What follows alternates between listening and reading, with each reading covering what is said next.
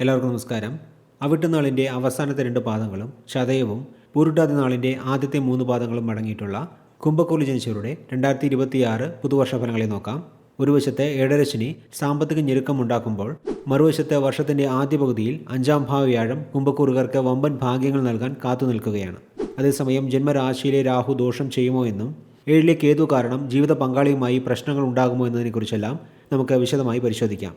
ശനി ഇപ്പോൾ 2-ാം ഭാവത്തിലാണ് സഞ്ചരിക്കുന്നത്. ഈ കാലയളവിൽ ദേഷ്യം വന്ന് സംസാരിക്കുന്നത് കുടുംബത്തിലും ജോലിസ്ഥലത്തും ശത്രുക്കളെ ഉണ്ടാക്കും.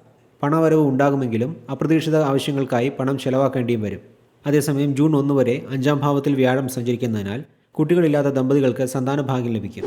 ഷെയർ മാർക്കറ്റ്, ട്രേഡിംഗ് എന്നിവയിൽ നിന്ന് സാമ്പത്തിക നേട്ടങ്ങളും ഉണ്ടാകും. ജൂൺ 2-ന് വ്യാഴം കർക്കിടകത്തിലേക്ക് മാറുന്നതോടെ ജോലിയിൽ ഉത്തരവാദിത്തങ്ങൾ അധികരിക്കും, വിശ്രമം കുറയും, ശത്രുക്കൾ തലപൊക്കും. അതേസമയം ലോണുകൾ എളുപ്പത്തിൽ ലഭ്യമാകും. ഡിസംബർ 5 വരെ രാഹു ജന്മരാശിയിൽ സഞ്ചരിക്കുന്നതിനാൽ നിങ്ങളുടെ സ്വഭാവത്തിൽ ചില മാറ്റങ്ങൾ വരും. പുതിയ വസ്ത്രങ്ങളും പുതിയ സ്റ്റൈലുമൊക്കെ പരീക്ഷിക്കാൻ തോന്നും. 7-ലെ കേതു കാരണം ജീവിത പങ്കാളിയുമായി പ്രശ്നങ്ങളുണ്ടാകും. വിദ്യാർത്ഥികൾക്ക് 2026-ന്റെ ആദ്യ പകുതി ഏറ്റവും മികച്ച സമയമാണ്. കല, സാഹിത്യം, സിനിമ, ഡിസൈനിങ് തുടങ്ങിയ ക്രിയേറ്റീവായ കോഴ്സുകൾ പഠിക്കുന്നവർക്ക് വലിയ അംഗീകാരങ്ങൾ ലഭിക്കും. എന്നാൽ ജന്മരാശിയിൽ രാഹു നിൽക്കുന്നതുകൊണ്ട് അധ്യാപകരോടും മാതാപിതാക്കളോടും എതിർത്ത് സംസാരിക്കാനുള്ള പ്രവണത കൂടും. ജൂൺ 2-ന് വ്യാഴം 6-ാം ഭാവത്തിലേക്ക് മാറുന്നത് മത്സര പരീക്ഷകൾക്ക് തയ്യാറെടുക്കുന്നവർക്ക് അനുകൂലമാണ്. ജോലിയിലുള്ളവർക്ക് ജനുവരി മുതൽ ജൂൺ വരെയുള്ള സമയം അനുകൂലമാണ്. നിങ്ങളുടെ ക്രിയേറ്റീവായ ഐഡിയകൾക്ക് ഓഫീസിൽ അംഗീകാരം ലഭിക്കും. ജൂൺ 2-ന് ശേഷം ജോലി ഭാരം അധികരിക്കും. സഹപ്രവർത്തകർ നിങ്ങളുടെ കുറ്റങ്ങൾ കണ്ടുപിടിക്കാനായി ശ്രമിക്കും. 2-ൽ ശനി നിൽക്കുന്നതിനാൽ മേലുദ്യോഗസ്ഥരോട് തർക്കിക്കാൻ നിൽക്കരുത്.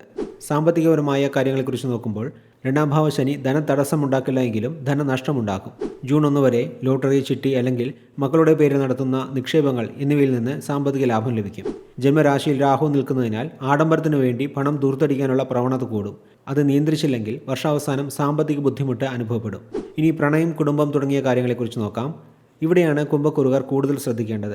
7-ലെ കേതു കാരണം ഭാര്യ ഭർത്താക്കന്മാർ തമ്മിൽ തെറ്റിദ്ധാരണകൾ വരും. എന്നെ ആരും മനസ്സിലാക്കുന്നില്ല എന്ന തോന്നൽ നിങ്ങൾക്കുണ്ടാകും.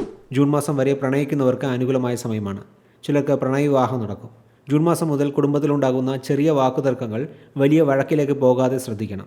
2026-ൽ ആരോഗ്യപരമായ കാര്യങ്ങളിൽ കുംഭക്കൂറുകാർ ജാഗ്രത പാലിക്കേണ്ടതാണ്. ജന്മരാഹു കാരണം തലവേദന, അലർജി, ഉറക്കക്കുറവ് എന്നിവ ഉണ്ടാകും. വ്യാഴമാറ്റത്തിനു ശേഷം ദഹന സംബന്ധമായ പ്രശ്നങ്ങളും ഫാറ്റി ലിവറും വരാൻ സാധ്യതയുണ്ട്. ഇനി ഓരോ നാളുകാരുടെയും ഫലങ്ങളെ നോക്കാം.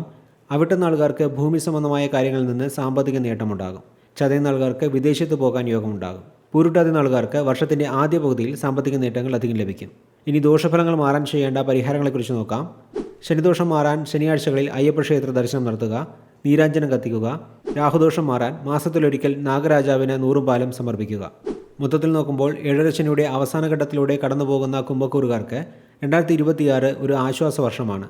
2026-ന്റെ ആദ്യ പകുതിയിലെ വ്യാഴത്തിൻ്റെ ആനുകൂല്യം പരമാവധി മുതലെടുത്താൽ ഈ വർഷം മികച്ചതായി മാറ്റാൻ സാധിക്കുന്നതാണ് എന്ന് പറഞ്ഞുകൊണ്ട് ഈ വീഡിയോ ഇവിടെ നിർത്തുന്നു. അടുത്ത വീഡിയോയിൽ കാണുന്നതുവരെ എല്ലാവർക്കും നന്ദി, നമസ്കാരം.